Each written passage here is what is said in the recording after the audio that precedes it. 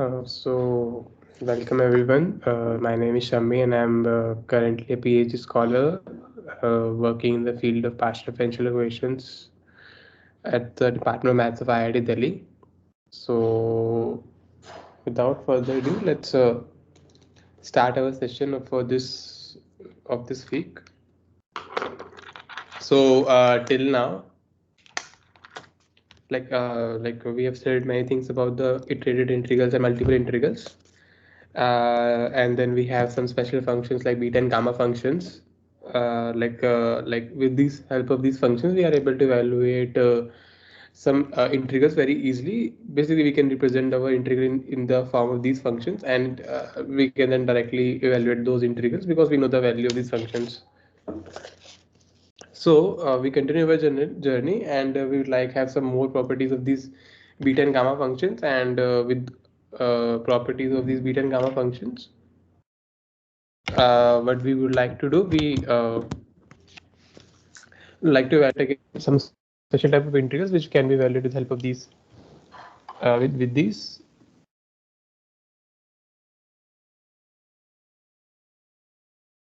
with this beta and gamma function property of these beta and gamma functions. So in this like week, what in lectures, what we basically have studied is we studied basically some more properties of these beta and gamma functions, and then with help of that we saw some basic some theorems. Basically, the Dirichlet theorem and the Lively's theorems, extension theorem for the Dirichlet theorem, which help us to evaluate some specific form of integrals.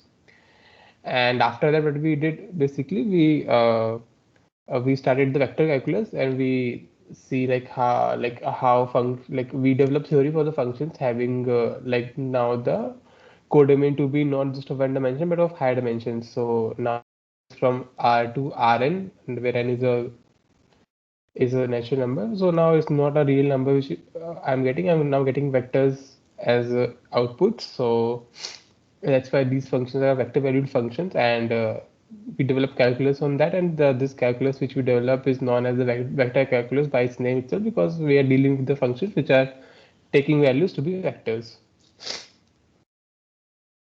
So then we develop basically like analogously what we did for one variable, we would like to do for these vector valued functions as well, and we saw something related to the derivative, gradient, and other things like that. So that's all we did in this theory of this week. So let's have some questions based on these topics.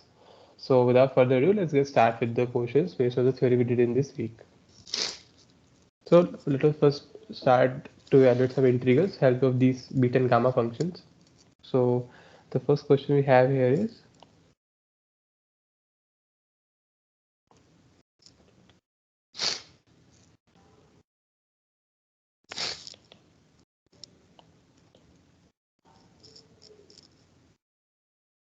the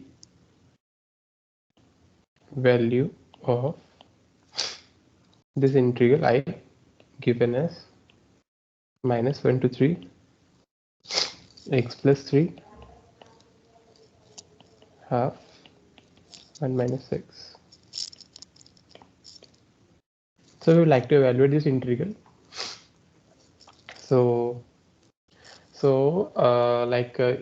This integral is not if you like to evaluate this directly, then this is not very easy to evaluate because this of the square root terms here. But as we can see, this is more or less of a generalized beta function which we have saw in our theory.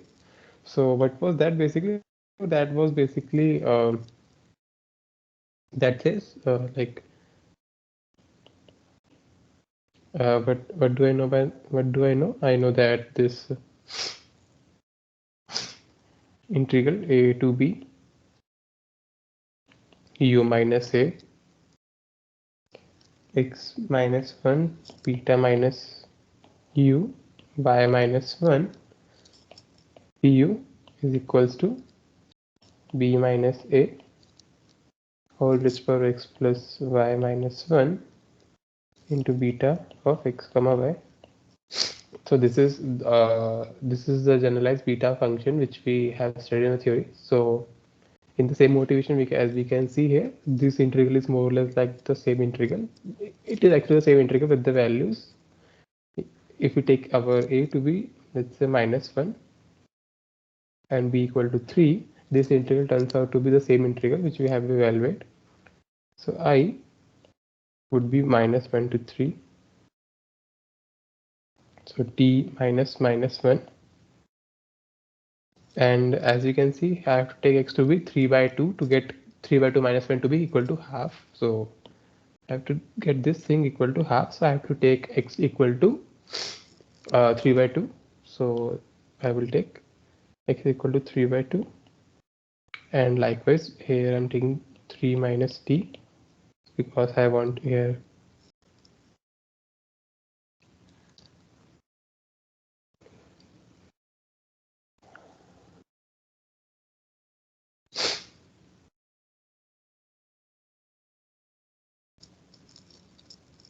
as you can see here. So this has to be, also there's one typo here. So this has to be actually equal to, this is -3 up to 1. Sorry. So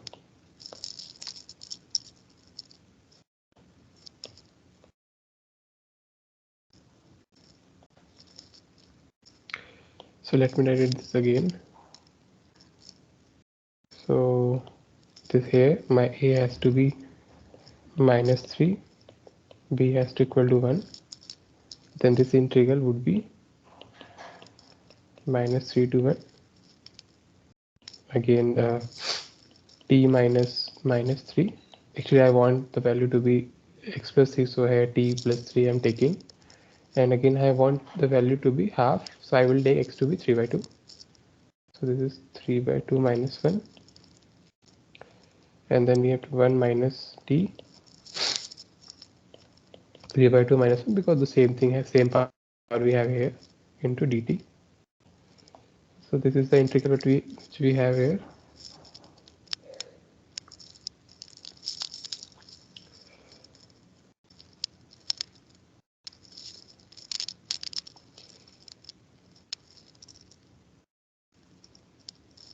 So this will be -3 to 1 t plus 3 raised to power half into 1 minus t half dt.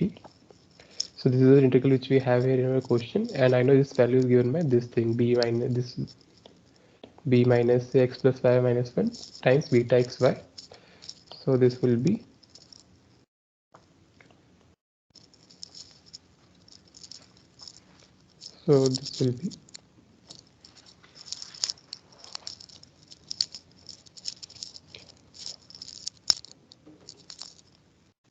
my b is 1, so 1 minus -3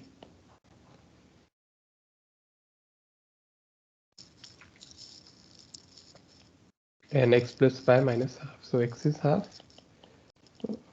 sorry, x is 3 by 2.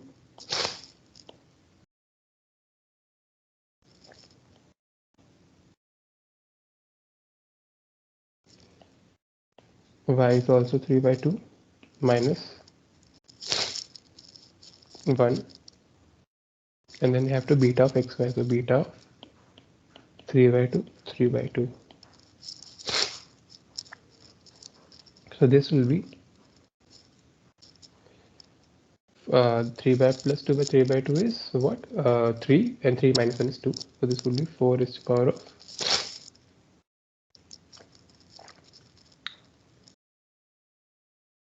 2.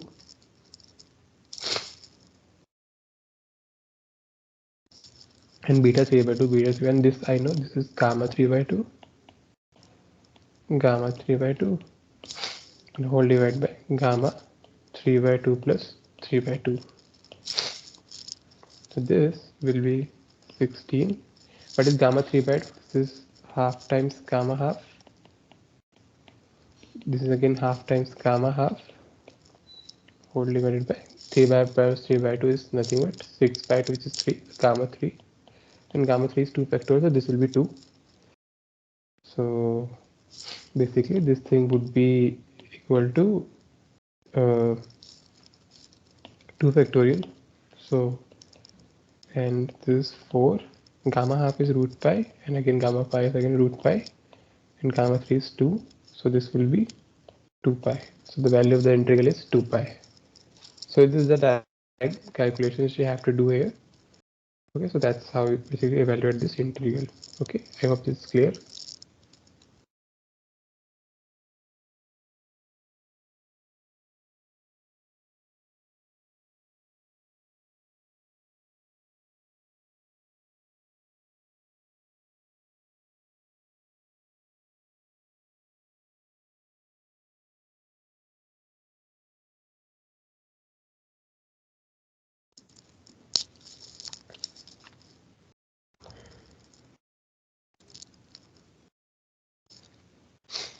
So, so this is the first application we see of these special type of integrals. So let's have another question based on this. So, second question is the integral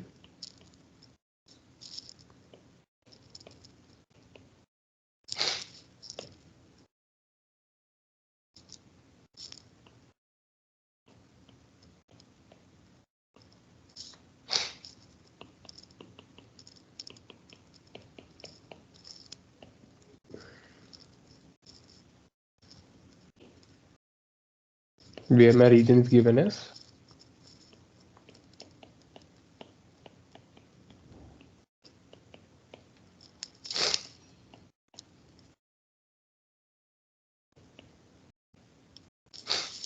region is given by this thing. So this is just a first quadrant, area bounded by in the first quadrant by these planes and these 4 planes. So the integral can be reduced to. So you have to reduce this integral into sorry.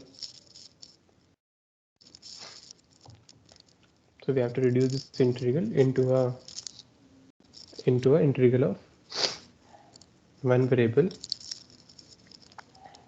So basically the this plane set sort of thing is a thing.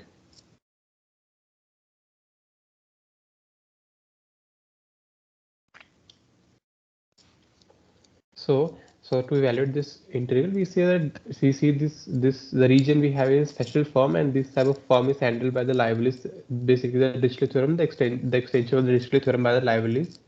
So let me state that extension, and we can see that with the help of that extension thing, we can directly evaluate this integral.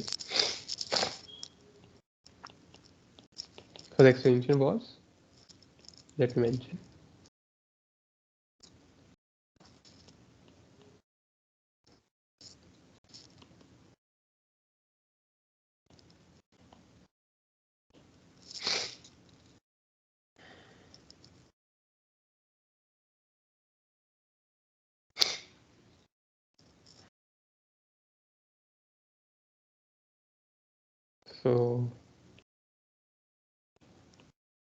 So if my x plus y plus z is actually lying between two h1 h2 numbers, at h1 and h2 are non-negative numbers, then this integral, so let's say this is my region R.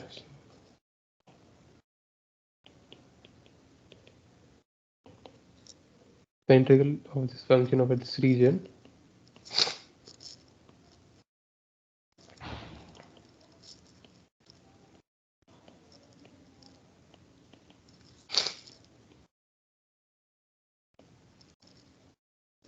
this equals to be gamma m.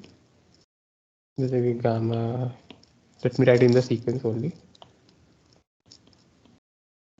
gamma l, gamma m, gamma n all divided by gamma m plus n plus l, and integral is from h1 to h2. In fact, basically this function we have here of x, y, z, this can be written as f of x plus y plus z.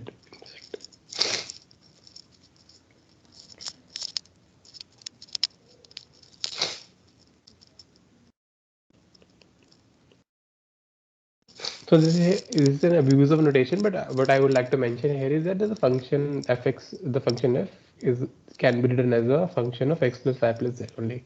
That's all we would like to mention here.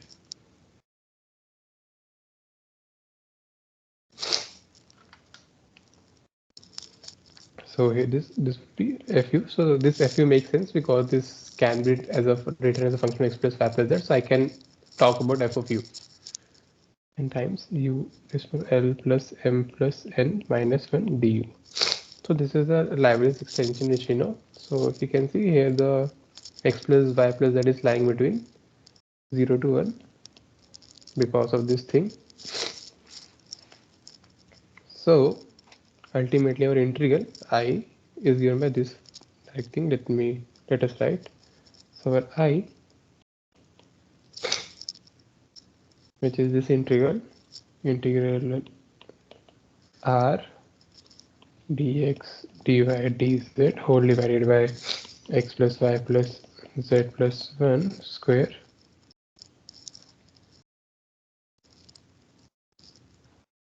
This can be written as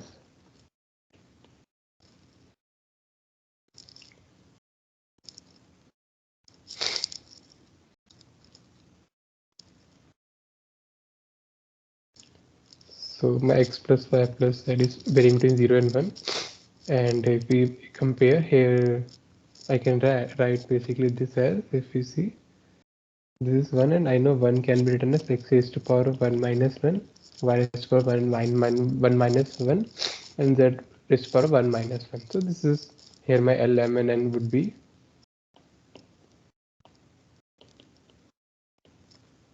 L, M, and N will be equal to 1. So basically, and my F is given by, and fx y z is 1 upon x plus y plus z plus 1 square. So I can write this as f of u equal to 1 upon u plus 1 square. So basically what I meant here is this has to be a function of x plus y plus z. Basically this function of this x plus y plus z only. Okay. So finally, so this integral would be, my I would be what? My gamma m into gamma n, and by L, M, and R only one only. So this would be gamma 1, gamma 1, gamma 1 whole divided by this m plus n plus n. So this would be gamma 3 into integration of. So my h1 is 0 and h2 is 1. And finally this has to be fu. Fu is 1 upon u plus 1 square times u. U raised to power L plus m plus n minus 1. So L plus m plus n minus 1. The 1 plus 1 plus 1 minus 1 du. So this would be gamma 1 is 1. So and gamma 3 is 2 factorial. So this will be 1 by 2, 0 to 1, u square whole divided by 1 plus u square du. So that's how we are able to reduce this integral into this integral. And now this integral can be evaluated. So let us try to even we can evaluate this, like how we can evaluate. We can just use substitute u plus 1 equal to t, and then numerator we can expand the numerator. So with that we can now this can be evaluated easily. Okay.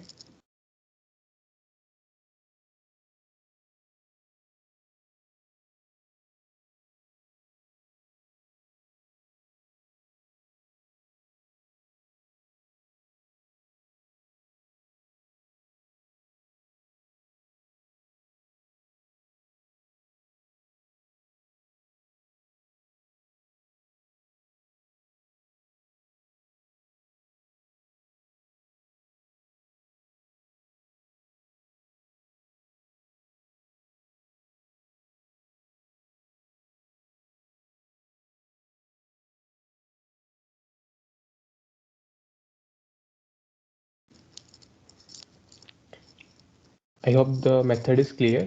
And let us continue, and let's have one more question based on this same libraries extension of this Dirichlet theorem. So let's have another question. Sorry.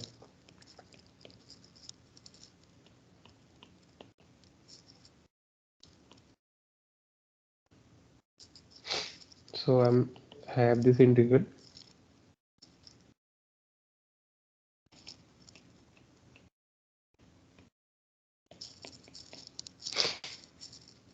So if this integral has value equal to pi for some alpha, beta, gamma, where my region R is given as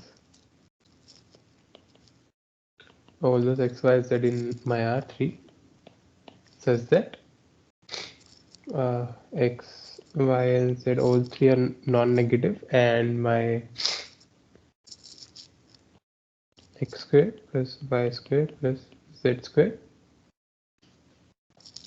is equals to 1 only.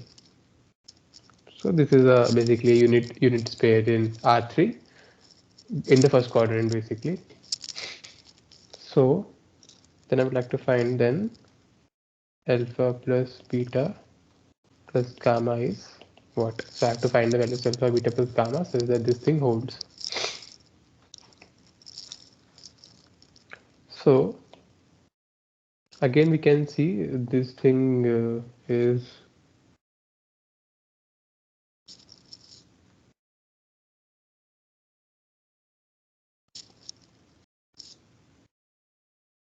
so here this is actually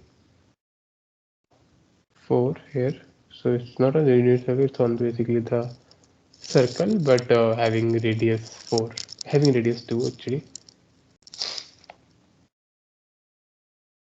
So again to evaluate this we have to again use the Dirichlet theorem but with some another variant of extension variant. So the variant which we have studied in our lectures was, so let me mention the variant which we like to use here is, so Dirichlet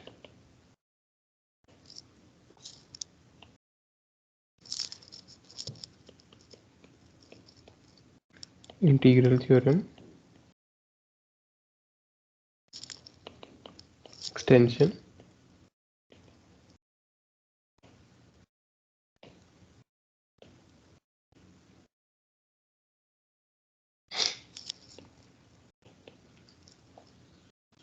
So if my I is given as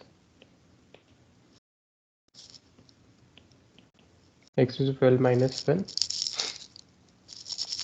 y raised to the power of m minus 1, z raised to the power of n minus 1, dx, dy, dz, it equals to a raised to the power of l, p raised to the power of m, c raised to the power of n, whole divided by PQR. In a moment I'm telling what is PQ and R is.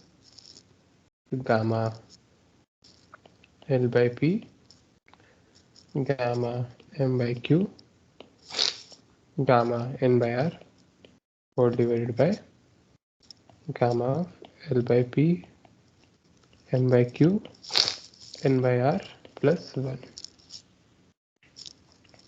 where my V is the region given as x by A is of P, y by B, whole is power of Q,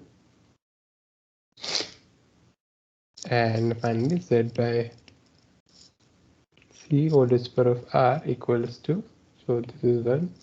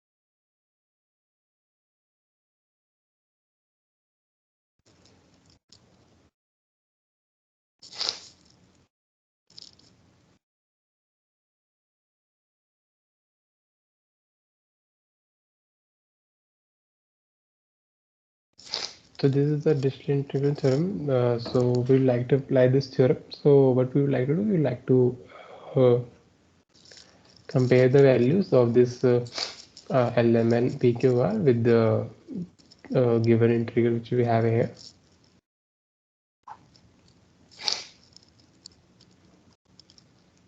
So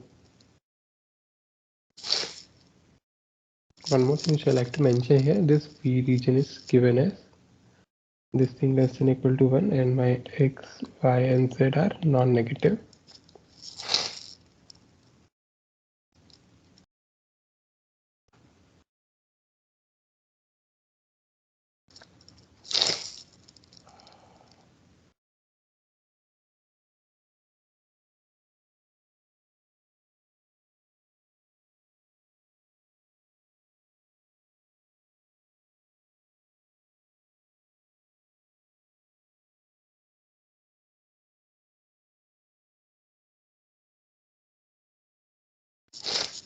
In fact, actually we don't require this x, y, z to be non-negative.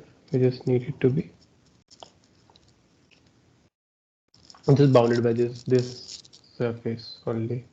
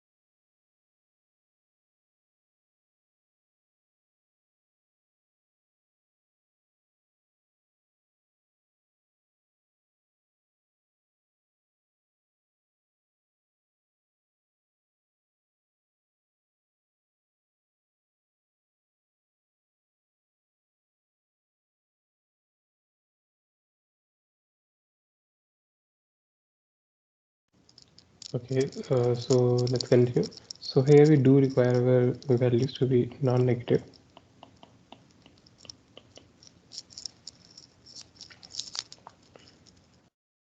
So as you can see, to evaluate this, I can just directly apply this Dirichlet integral theorem. So I think this is extension 1 we have here. So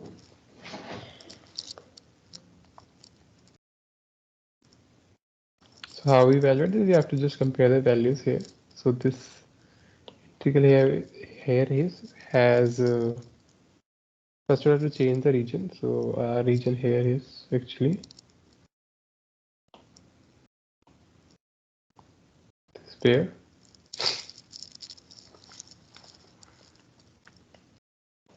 So as you can see, if we compare this, so this first of all I have to convert this region, this thing, into this form.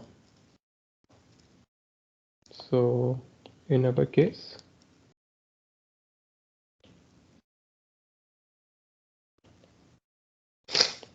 v is x by 2 square, y by 2 square, plus z by 2 square less than equal to 1. So right, basically I just divide by 4 and I know that 2 square is 4. And then we have x to be non-negative, y to be non-negative, and z to be non-negative. Then what we basically have here is our a, b, and c all are equal to 2, and p, q, r also equal to 2. Moreover, the powers we have here is alpha, beta, gamma.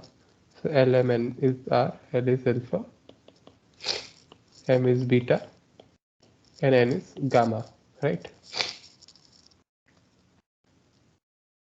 Then basically comparing the value here, I can write this particular value for integral. I know pi then will be equal to, what do we have here? A raised power of L, B raised power of M, and C raised power of N. So 2 raised power of A is 2, L, and L is alpha. Similarly, 2 raised power of beta, 2 raised power of gamma, whole divided by PQR. What is PQ and R? P is again here is 2, and Q is 2, and R is as well as 2. So this is 2 times 2 times 2. And finally, I have to put gamma L by P, M by Q, N by R. Gamma L by P. So gamma L is alpha, and what is P? P is 2. Gamma M by Q, so M is beta by 2, and likewise here we have gamma by 2. And then we have there the sum, adding all those and adding one here there, and evaluating gamma there. This will be alpha by 2, beta by 2, gamma by 2 plus 1.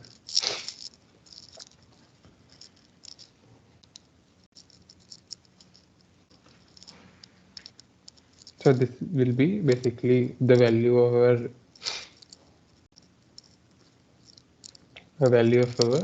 basically integral. So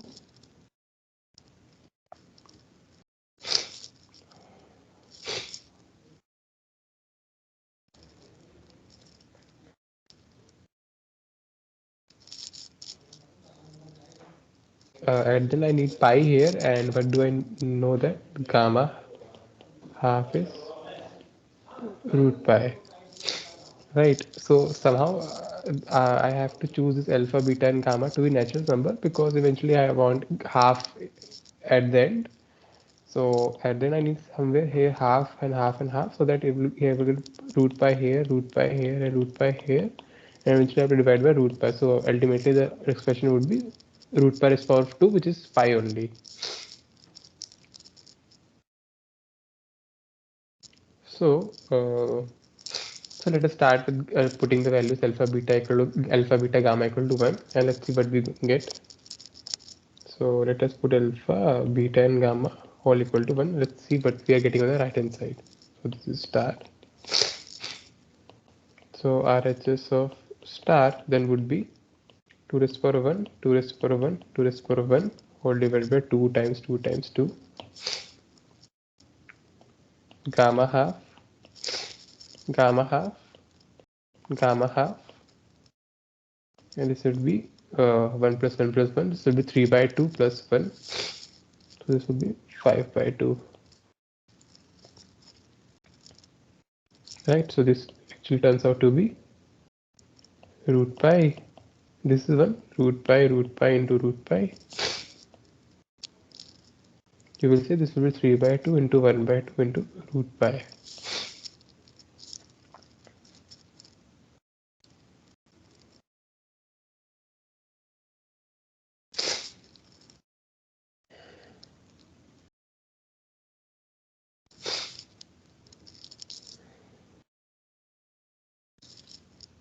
So this actually turns out to be 4 pi by 3 if we evaluate, but this is not actually turns out to equal to pi, so we have to change some parameters. But we are close enough, so we have to see what manipulations we can do to eventually get something nicer here.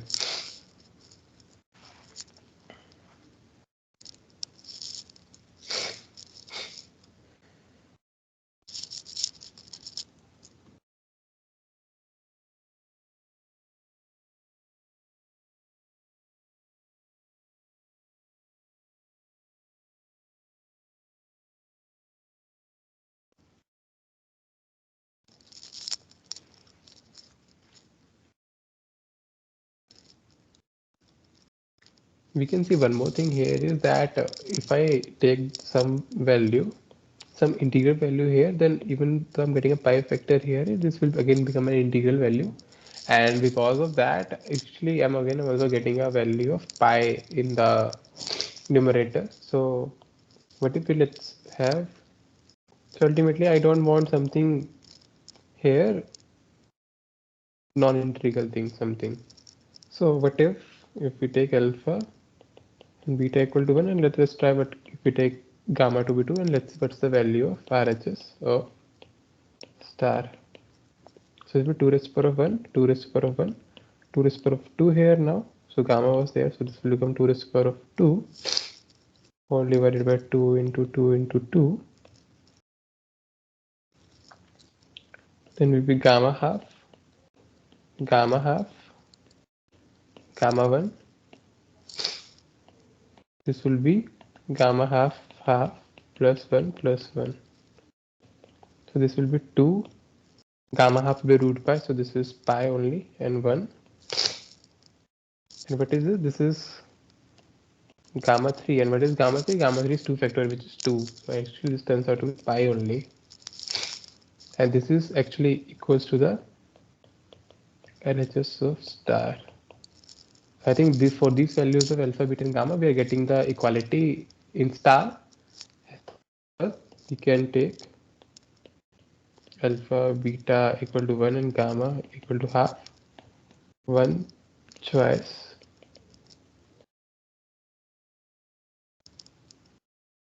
Thus, sum of alpha, beta plus gamma would be 1 plus 1 plus 2, and it turns out to be equal to 4 only. Here we actually assuming that this alpha plus beta plus gamma will turns out to be a same number is irrespective of different values alpha, beta, and gamma. That is which actually we are assuming here, and that's why we are getting the values of alpha and beta and gamma sum to be 4. Okay.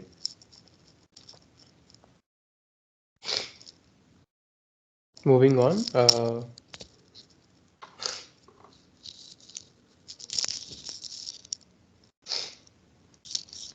I would like to use this extension of Dirichlet theorem again and have evaluated some more integrals.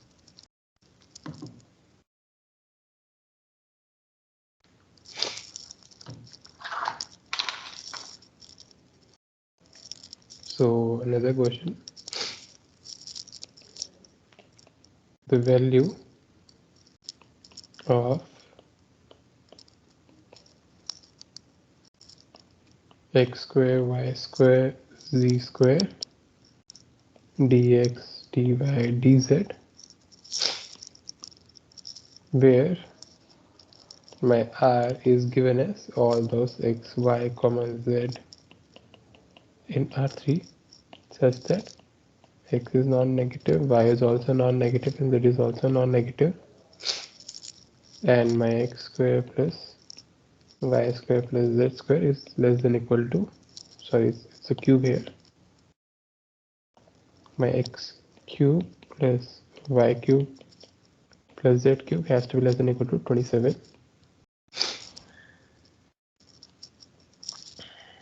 So the value of this integral given as, so we have to evaluate this integral, and as we can see, we can evaluate again this integral with the help of the extension theorem we just mentioned here. So this is the Dirichlet integral theorem of extension 1. This is more or less, this integral is in this form only.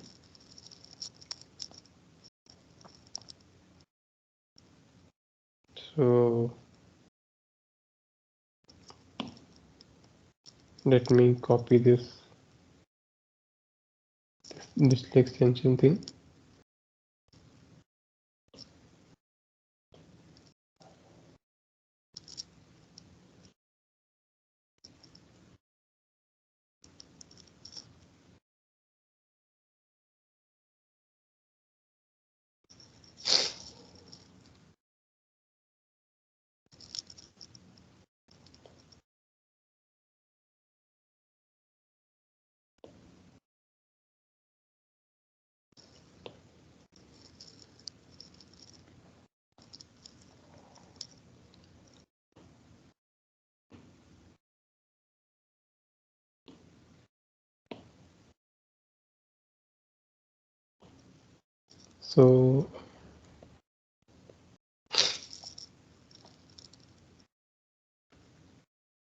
So we like this integral is same, can be handled with this Dirichlet integral theorem. So comparing,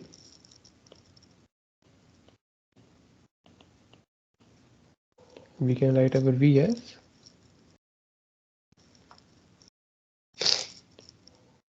x by 3 cube y by 3 cube plus z by 3 cube less than equal to 1, and again x is non-negative, y is also non-negative, and z is also non-negative.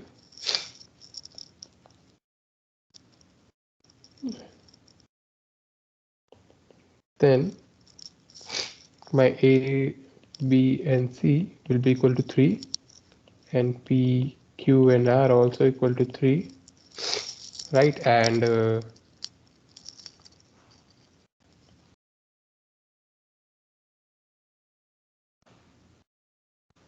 And the values of L, M, and here would be, this all are 2, so it will be 3 minus 1 is equal to 2. So my L, M, and R again equal to 3 only. Okay, so again the value of L, M, and N can be found with the help of this thing. Thus our integral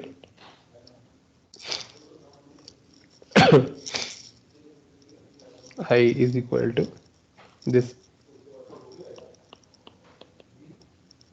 So this is actually R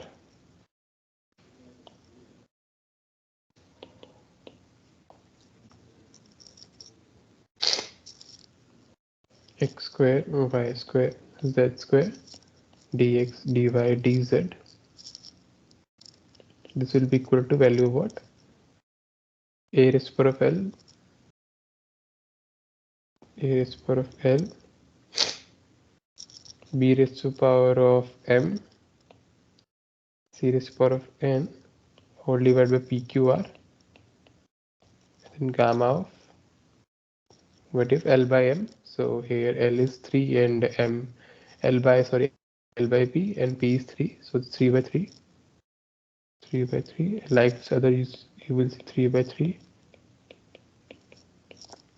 whole divided by 1 plus 1 plus 1 plus 1, so basically they are 3 by 3 plus 3 by 3, I'm writing just as 1 only, so this will be 3 raised to power of what? It is 3 plus 3 plus is 9. 9 minus 3 is 6. 3 raised to power of 6. 6.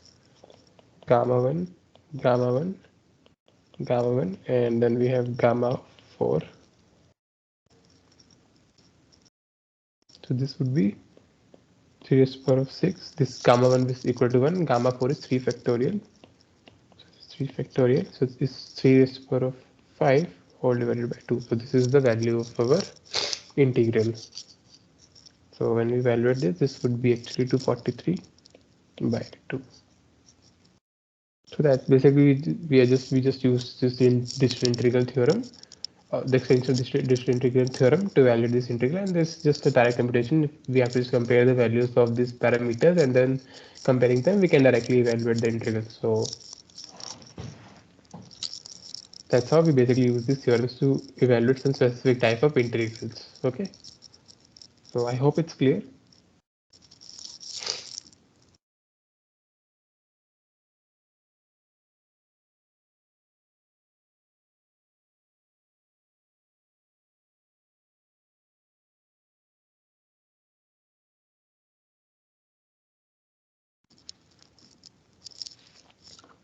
Moving on.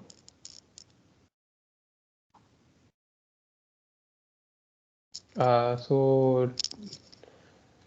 we see that not even evaluating specific type of integral, these multiple integrals can are useful in basically evaluating the volume of surfaces in R3 or something like that thing. Sort of things one can deal with this with help of these multiple integrals. So like we can find the masses and then mass densities and average mass and sort of that sort of things can be again handled with the help of these multiple integrals. So based on that let's have one question. So the mass of the solid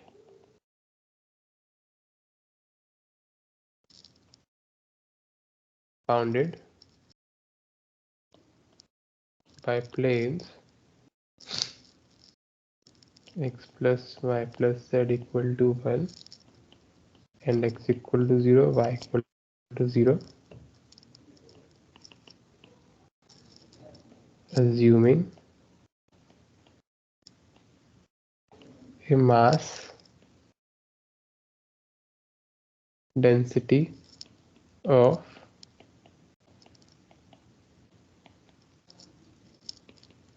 10 times root z is equal to, so basically we have a solid which has a mass density given by this z root 3, and what we have to do, we have to just find the mass of this solid having these particular densities in this region. So what we basically do, we just to get the mass, what we basically do, we just integrate over the domain which we have here, region we have here, and in the integrand we put the basically density at each of the points, and density is directly given to us. So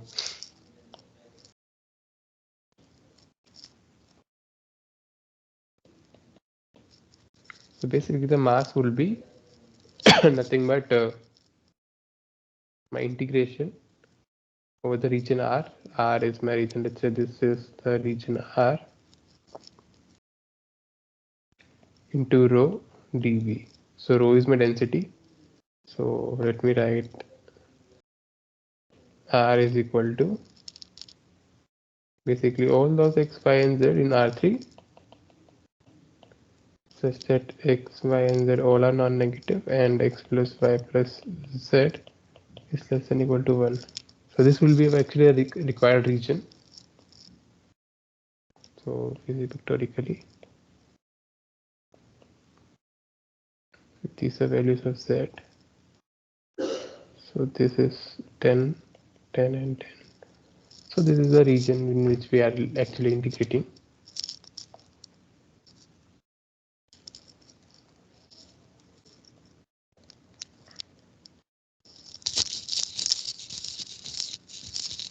So like we have evaluated these type of integrals in our in earlier weeks, and we know that the m will be given as this region. So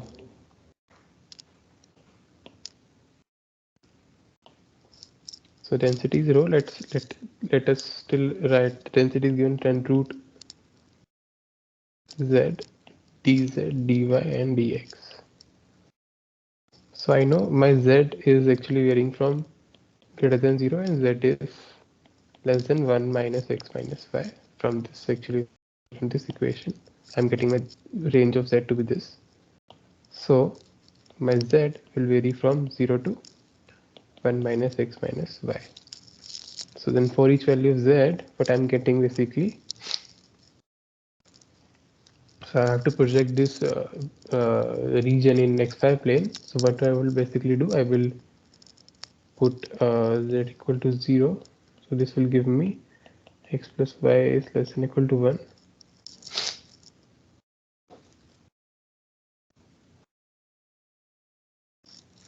So this actually will give me that my y would be greater than equal to 0 and y will be less than equal to 1 minus x.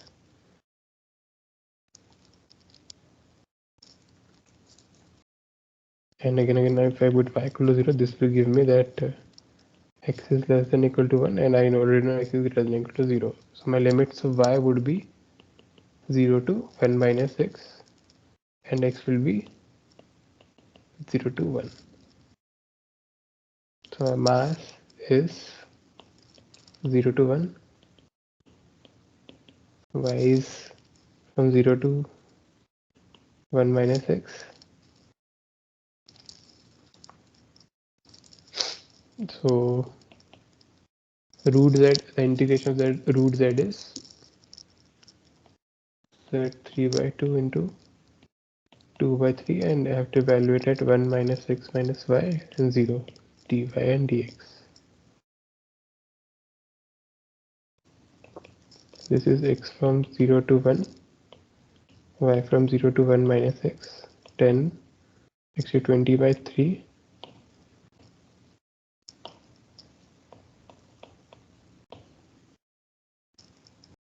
1 minus x minus y whole is power of 3 by 2 dy dx.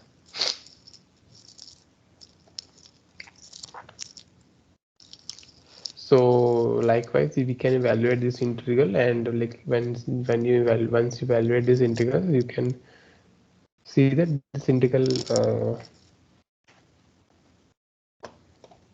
like in let's evaluate this integral.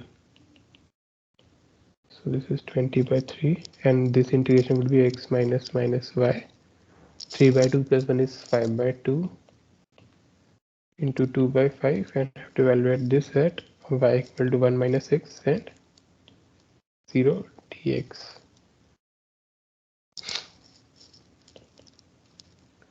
So this will be 4 8 times 8 by 3 0 to 1.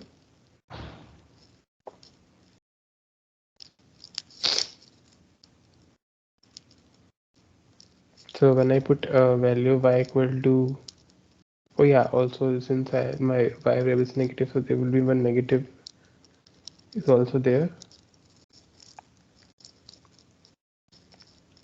So ultimately we have here, if we evaluate this, this will be 1 minus x raised to the power of 5 by 2 dx.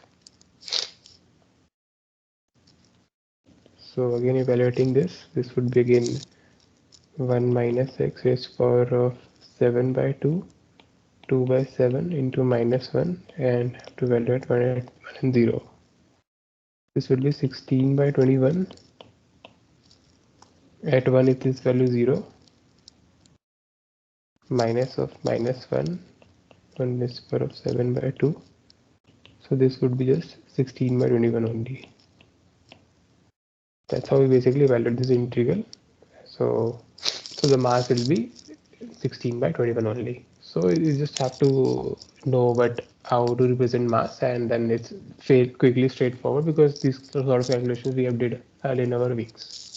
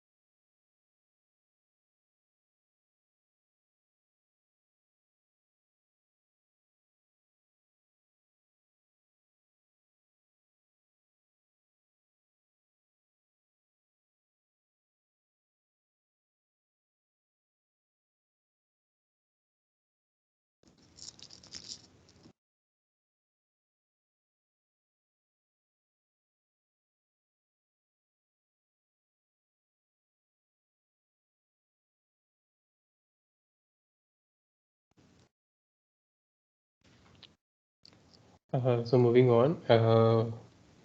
We have also learned one more thing that we can find the mass, and not only mass, we can also find the the coordinates of the center of gravity of a solid.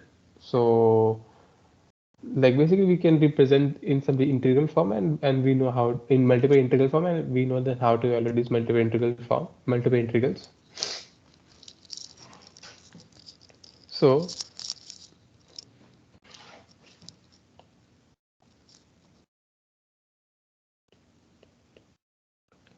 let's start.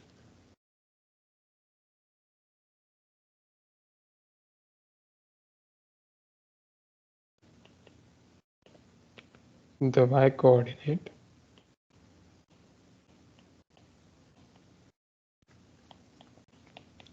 of the center of gravity of a solid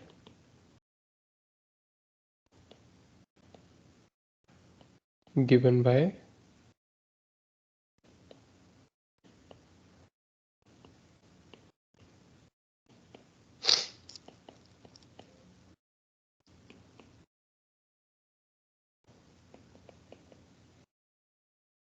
so this is just a cube here, and we are telling the density as well.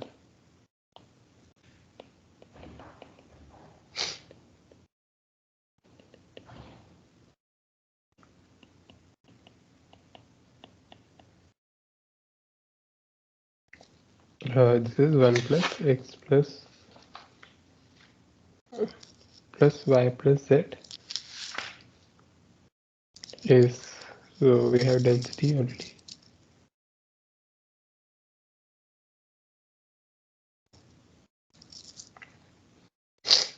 So we have to find the y coordinate of the center of gravity.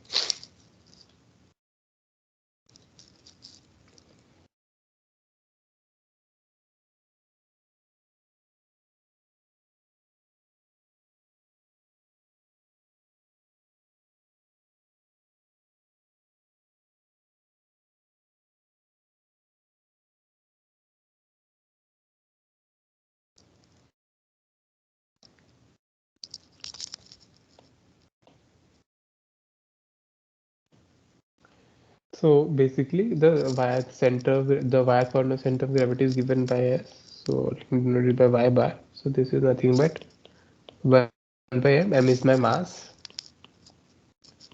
and here we have if we define d to be the region, y times into density basically dx dy dz, where m is mass of solid. Okay, and how my mass is given as basically integral over d of my density only.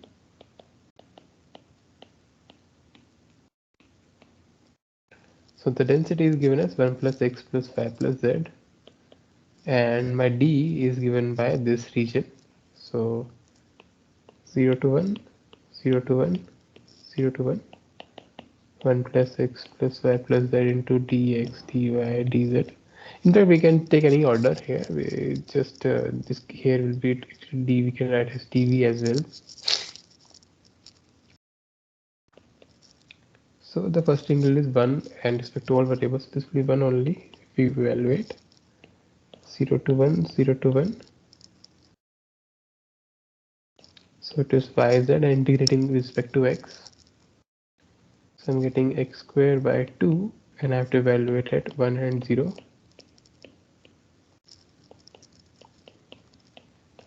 0 to 1, 0 to 1. So this will be yz and half only, d by dz.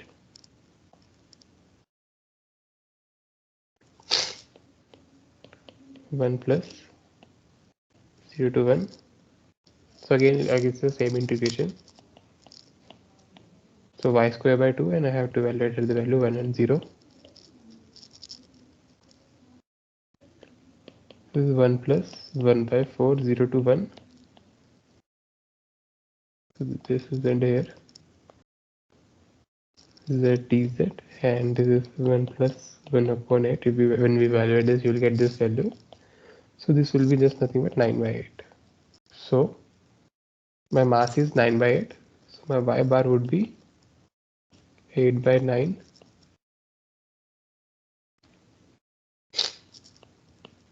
d into the y times my density. Density is given by 1 plus x plus yz to dv. Right, this is basically what we have here.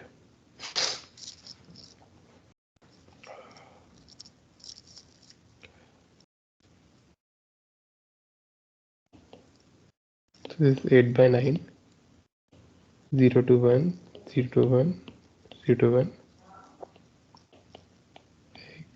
y square z dx dy dz. So this, when you evaluate this will be 8 by 9. So this first integrand y is independent of x and z, right? So what I can basically do, I can evaluate these integrals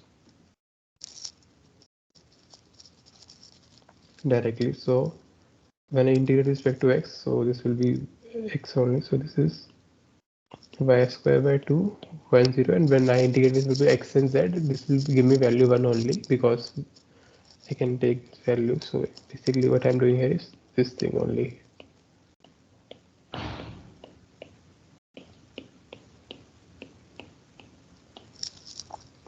So this is 8 by 9, half.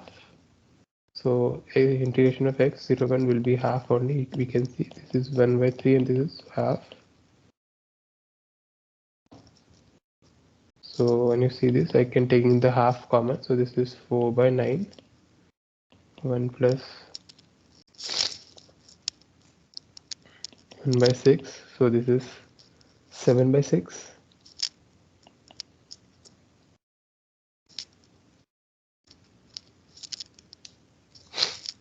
4 into 7 by 6 into 9. So this is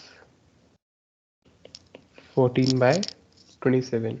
So this would be our required value of our basically the y coordinate is the center of gravity. So we basically the idea is simple. As long as you know what are the expressions for these coordinates, just have to evaluate the multiple integrals, and the evaluation of multiple integrals we have done in our last weeks as well. So that's not an issue when we can handle these type of things very easily. We just have to compute here only.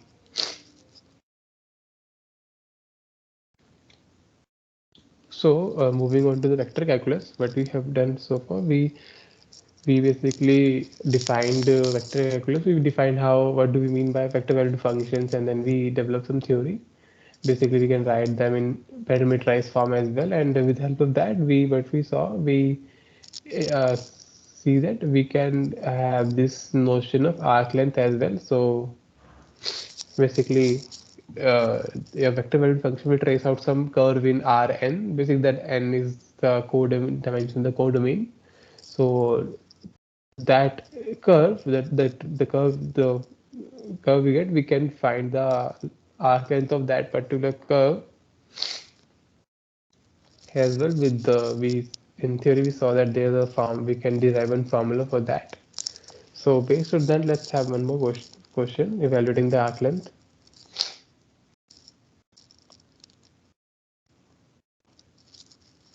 So the arc length, the curve is given as x equal to cos t and y is equal to sin t, and my t is varying between 0 to 4 is, the curve is basically given as cos t into iota hat sin t into j hat. So this is the curve, and my t is basically varying from 0 to 4. So if you see, this is the basically it will trace out some portion of the circle having radius 1 in R2. So I'd like to find the arc length.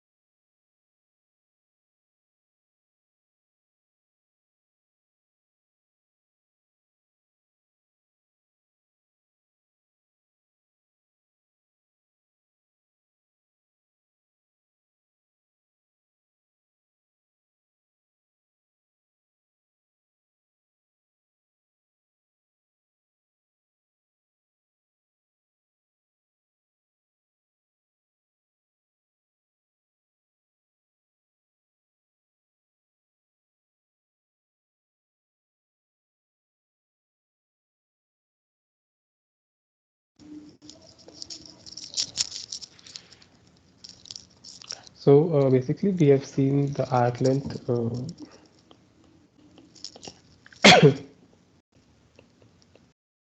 arc length is given as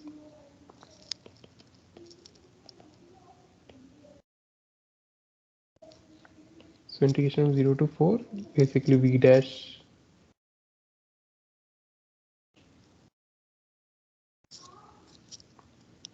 square and then you have to take the square root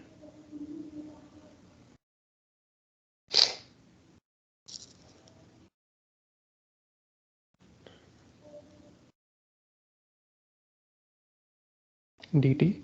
So the square here means basically the dot product of v hat with the hat. So let me write it in better way. 0 to 4 square root of basically v dash with v dash dt. So here my v is this, so v dash would be cos t would be minus sin d iota hat. So basically to get the derivative, I have to just take derivative on each of the components. So this will be cos t j hat. So my arc length would be 0 to 4 square root of we had with dot product of dot product. So the dot product means we have to multiply the component wise.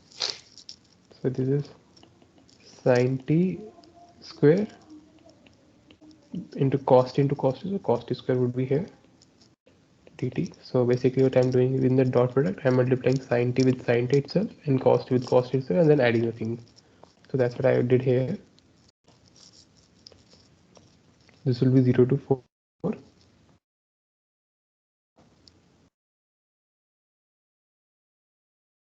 sin square t plus cos square t dt, but I know that sine square plus cos square is 1 only. So this is 0 to 4, 1 dt. So this is 4 only. So the arc length turns out to be 4 if I trace out this curve in R2.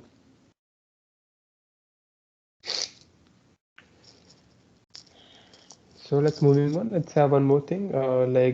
We have studied about the directional derivatives as well. So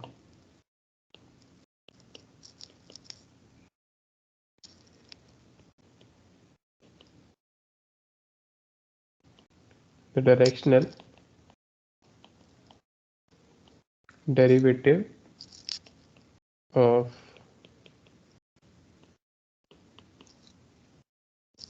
this function. So I've given this function 3xy plus 5z square at point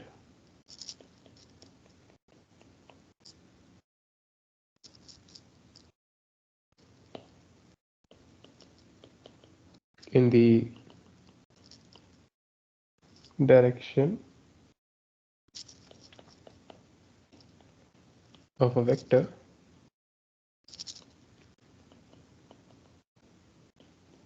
making an angle of pi by 4 with the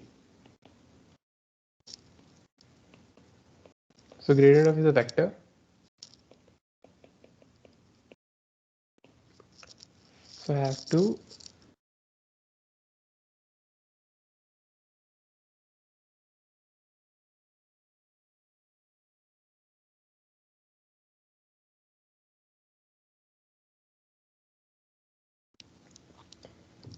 so what do we have to do here? I have to find the directional derivative at the point. So I don't know the vector, but I know one thing about the vector. The vector makes an angle of pi by 4 with over my gradient. Okay.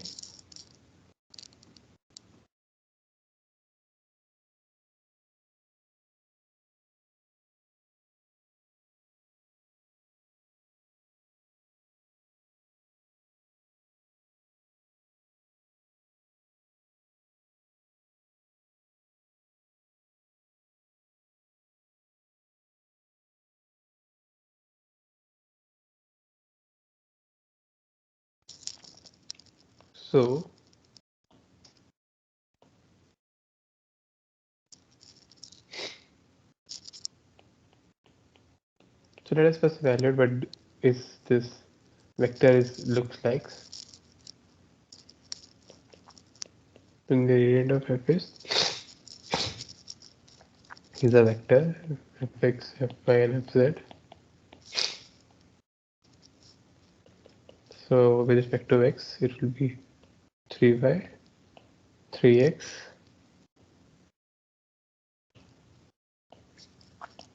10z.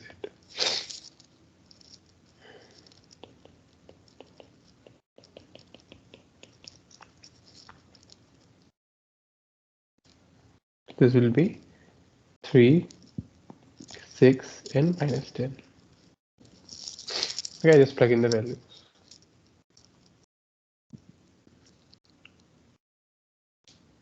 Or we can write this as also link vector from 3 iota hat plus 6 j hat minus 10 k hat. It's up to your convenience how you like to represent a vector, but generally people represent in this standard notation, but we can represent in this as well, so there's no harm in that.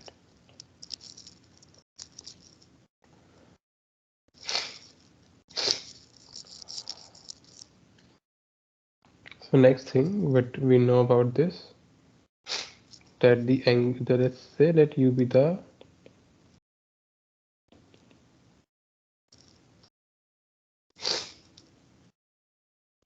required vector in which we would like to find the directional derivative.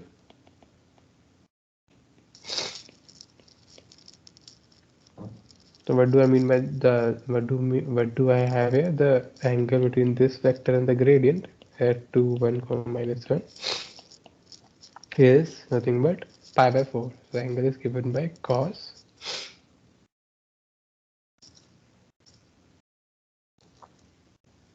theta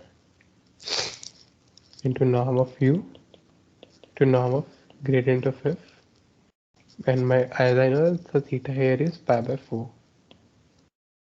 So this is cos pi by 4, and this is the unit vector. Let's take it to be unit vector. So this is 1, and then this we have a norm of f. So what is norm of f? This is basically the distance of this gradient. So the square root of first factor is 3. So I will take 3 square. Then we have to take 6 square. And then minus 10 square. So it will be minus 10 square. So this will be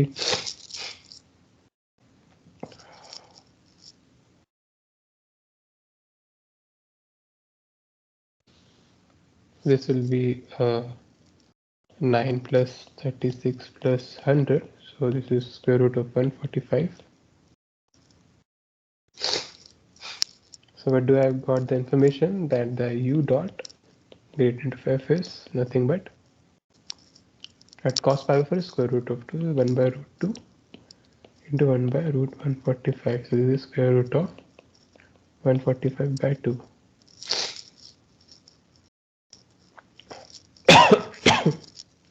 Okay, so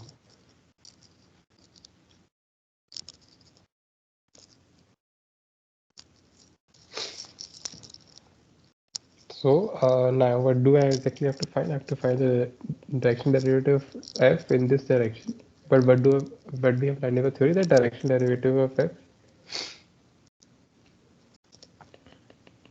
this thing is nothing but given as gradient of f times the unit vector we have here. So this is the unit vector, but the value of this is actually given to us only, and we have calculated. So this is 145 by 2 only. So that's basically the value of the directional derivative which you have to evaluate, and that's actually we have evaluated directly from the given information. The main idea is to remember that the information given here is the angle, this expression that I can relate the dot product can be written as this cos theta into the norm of these things, and I know that angle given, we already know what the angle it makes. It makes an angle of pi by 4, so we just plug in the values and eventually get the dot product, and we also know that the directional derivative can be represented in this form only. So all this information we can evaluate the value. Okay, moving on. So moving on. So we have studied that this gradient is it gives a direction, and in that direction the surface, if that gradient is actually a non-zero vector, then the direction which we get, the direction gives the is that particular direction which the rate of change of f is the maximum.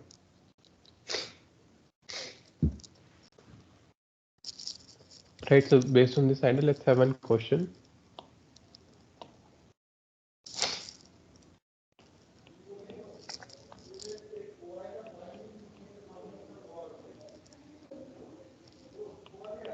So let f from R3 to R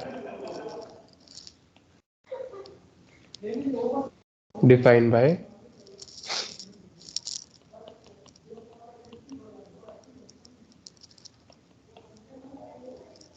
fx rather as cos x 2 of e raised to the power of y square by 2 plus z cube, the maximum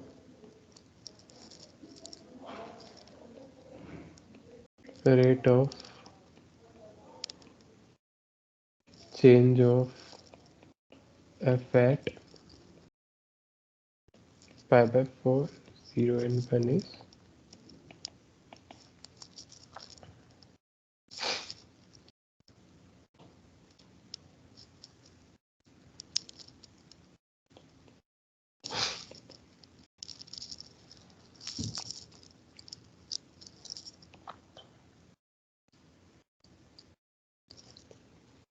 so actually the maximum rate of change, as I mentioned earlier, so this actually is nothing but in terms of gradient of f evaluated at the point. So this is this actually is the direction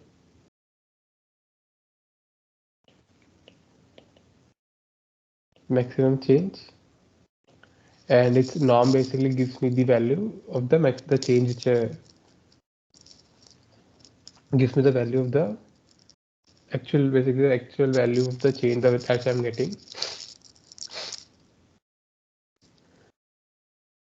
So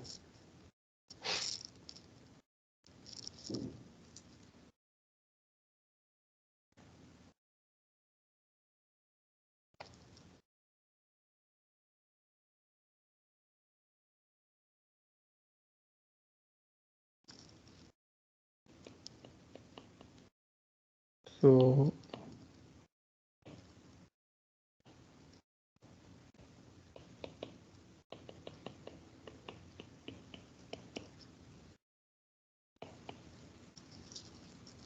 this is the maximum rate of change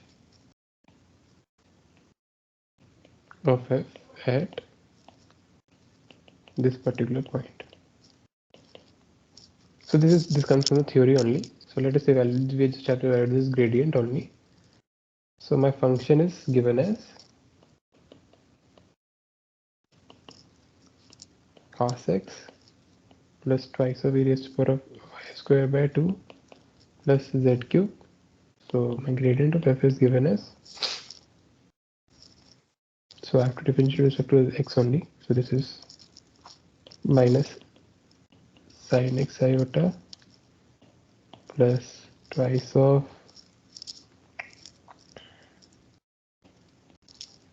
y times e raised to the power of y square by 2 j hat and 3z square k hat. So that's how you basically get this. We just have to take the derivative, and this is partial I'm taking here in the first coordinate partial derivative with respect to x, partial derivative with respect to y, and in the third coordinate partial derivative with respect to z only. So then the gradient of f at the point pi by 4 0 comma 1 is sin pi by 4 is 1 by root 2, so this is minus 1 by root 2 iota, and this will be 0, and k will be 3k hat, right? So the change, let me see, denoted by c is this value,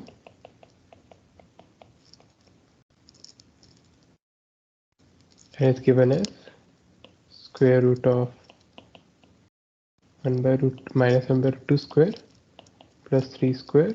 So this will be nothing but 1 by 2 plus 9. So this is actually square root of 19 by 2.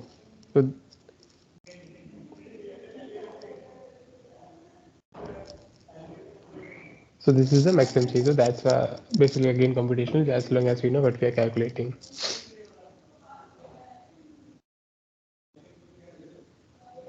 So let's have one more question based in, so that we have enough idea, like we have an ample amount of practice in evaluating these things.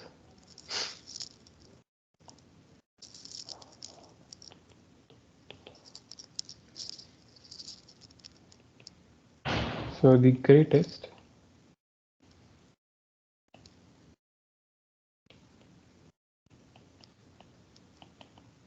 possible value of the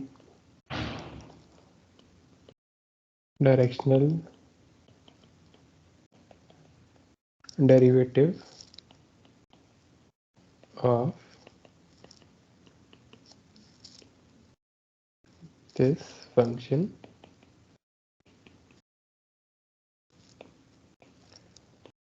at the point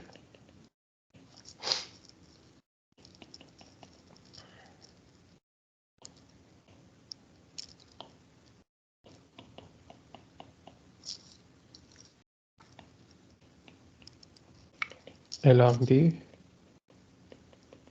direction in which it occurs is equal to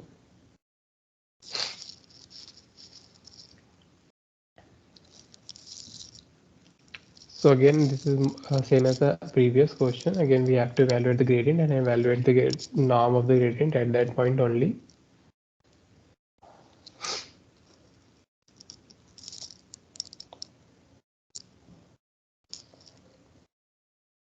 So the denote change. So this has to be the gradient of f at the point 1 1 1 only, right?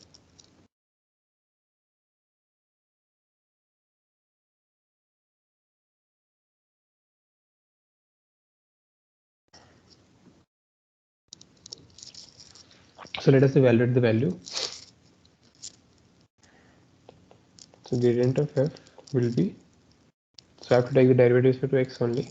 First with respect to x, so this will be log, this will give me x square plus y square plus z square, and this is 2 of x iota hat. And likewise, similarly I can evaluate because the symmetry present here, so this will be 2y x square y square plus z square j hat plus 2z x square y square plus z square k hat.